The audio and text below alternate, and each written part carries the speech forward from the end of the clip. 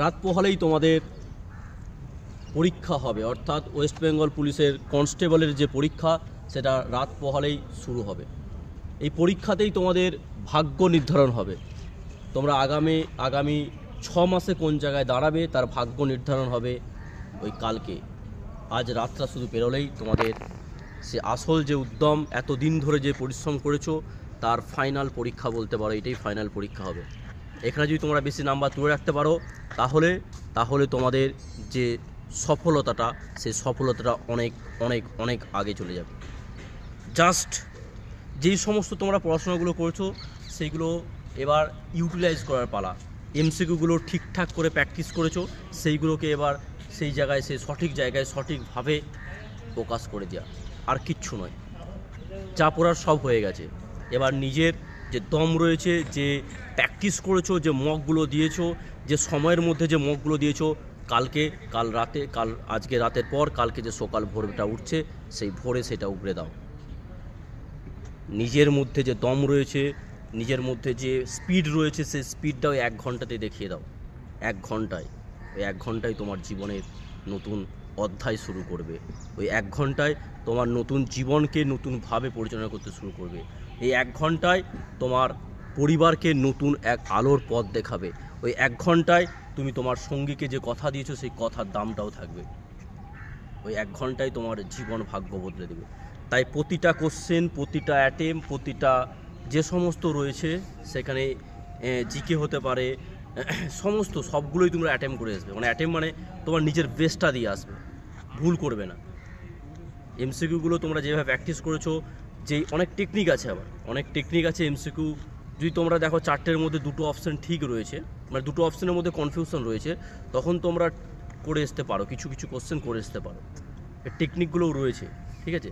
যেমন তোমরা দেখবে সায়েন্সের ক্ষেত্রে অনেক কোশ্চেন থাকবে যেগুলো দেখবে একটু লেন্দি আছে, মানে তুমি 4টে অপশান আছে তার মধ্যে 2টো বেছেছো, যেই কোশ্চেনটা দেখবে একটু লেন্দি আছে সেটা কিন্তু অ্যান্সার হওয়া যাওয়ার সম্ভাবনা বেশি থাকে। যখন তোমরা পারছো না, 2-1টা কোশ্চেন এরকম হবে, কারণ কাট অফ তো 85-এর মধ্যে 85-এর মধ্যে 85ই হবে না, হয়তো সেখানে তোমার দেখবে 60 হবে। তো বাকি যে কোশ্চেনগুলো অ্যাটেন্ড করার সেই টেন্ডেন্সিটা রাখতে হবে, ঠিক সময়ে তোমাকে শেষ করতে হবে। অনেক অঙ্ক থাকবে, দেখবে একটা সহজ অঙ্ক বলছি, আমাদের ক্ষেত্রে হয়, সবার ক্ষেত্রে হয়, দেখবে একটা সিম্পলিফিকেশন দিয়েছে, সেই সিম্পলিফিকেশনটা হয়তো করতে যে কোনো কারণে তোমার প্লাসের জায়গায় মাইনাস বা মাইনাসের জায়গায় প্লাস, কোনো কারণে একটা কিছু হয়ে গেছে। সেই কোশ্চেনটা নিয়ে 10 মিনিট 20 মিনিট, মানে 2 মিনিট 3 মিনিট পড়ে থাকলে সে তো ঠিক নয়। কোশ্চেনকে স্কিপ করে এগিয়ে যাওয়ার টেন্ডেন্সিটাও রাখতে হবে। সেই সমস্ত কিছু নিয়ে মাথার মধ্যে রাখো।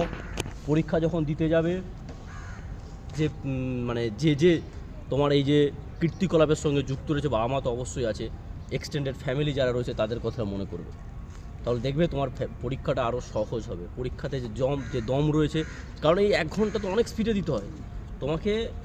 85 কোশ্চেন আছে, মোটামুটি তোমাকে সেখানে 70টা অ্যাটেম্প করবে। তুমি যদি ভালো ইউআর হও 70টা অ্যাটেম্প করবে, তো সেখানে তোমার ভাগ্য নির্ধারণ হয়ে যাবে।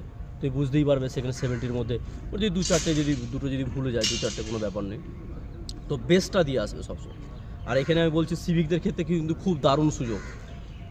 এই সুযোগ হয়তো আর কোনো দিন নাও আসতে পারে। সিভিক যারা ক্যান্ডিডেট রয়েছে, আমি থানাতে ছিলাম, থানাতে অনেক পরিস্থিতি দেখেছি, সিভিকরা যথেষ্ট মানে কী বলবো, ইন্টেলিজেন্ট অনেক রয়েছে, ঠিক আছে। তো পরীক্ষাটা দাও ভালো করে, এমসিকিউগুলো তোমরাও যেগুলো প্র্যাকটিস করেছো সেই প্র্যাকটিসগুলোকে এখানে উগড়ে দাও। অনেক সিভিক ছেলেরা এখানে ভালো ভালো রয়েছে ক্যান্ডিডেট, শুধুমাত্র হয়তো তারা সেই ফ্যাসিলিটিটা পায়নি বা সেই পরিস্থিতিটা পায়নি, তার জন্য তারা হয়তো কিছু করতে পারে না। তো ভালো করে প্রিপারেশান নাও। আজকের রাতটা পেরিয়ে গেলেই তোমাদের সে স্বপ্নের জাদুঘর তোমরা হতে পারবে। সেইভাবে উদ্যম নিয়ে পরিশ্রম করতে থাকো, লাস্ট জয়টা যেমন তোমাদের হয়। পরীক্ষার হল থেকে বেরিয়ে যারা মাথা উঁচু করে বলতে পারো যে আমি এবার চাকরিটা পাবো। তো যেটা বলছিলাম, আজকের রাতটাই তোমাদের ভাগ্যের শেষ রাত বলতে পারো। কালকে তোমরা পরীক্ষা দিবে, তারপর হয়তো অনেকটা সাকসেসফুল হওয়ার পথে তোমরা এগিয়ে যাবে।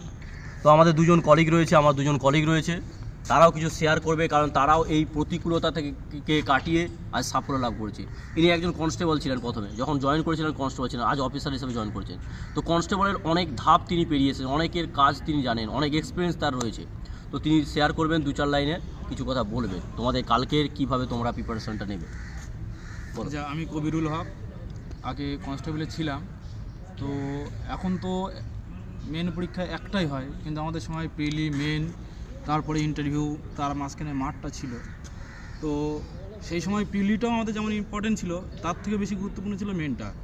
তবে এখন একটাই পরীক্ষা মেন, এই পরীক্ষাটা ঠিক করে পাস করতে হবে। তো তোমরা এই পর্যন্ত যা যা পড়াশুনো করেছো সেগুলোকে একবার রিকল করার চেষ্টা করো, নতুন করে এই মুহূর্তে আর কিছু করতে যেও না। কারণ নতুন কিছু করতে গেলে পুরোনোটা ভাব ভুলে যাবে, ফলে কালকের পরীক্ষাটা খারাপ হয়ে যেতে পারে। তো একটা দিন আছে, এই দিনটাকে শুধুমাত্র পুরোনো যা কিছু পড়েছো শুধুমাত্র সেটাকে রিকল করো, দেখবে নিশ্চয়ই তোমরা একটা ভালো ফলাফল করবেই। এইটুকুই। অবশ্যই যারা যারা তার নিজের সর্বোচ্চ দিয়ে পরিশ্রম করে তারা সাকসেসফুল হয়, তারও জলজন্ত উদাহরণ রয়েছে আমার বলুন। একদমই তাই, যারা পরিশ্রম করেছে এখন অবধি তারাই সাকসেস পেয়েছে। তাই যতটা তোমাদের প্রিপারেশান আছে এবং ছিল সেইটা দিয়েই তোমরা আগামী কালকের যে পরীক্ষা নিজের বেস্ট দিয়ে চেষ্টা করো। অবশ্যই তোমরা আগামীতে খাকি ইউনিফর্মে নিজেকে দেখতে পাবে এবং নিজের বাবা মায়ের স্বপ্ন পূরণ করতে পারবে। অবশ্যই অবশ্যই নিজের বাবা মায়ের যদি স্বপ্ন পূরণ করতে চাও তো আগামী যে কালকের দিনটা রয়েছে সেটাকে নিজের বেস্টটা দিয়ে আসো, আর কিচ্ছু নয়। জীবনের সমস্ত কিছু পেয়ে যাবে তোমরা, কালকে শুধু নিজের বেস্টটা দাও। ওকে চলো।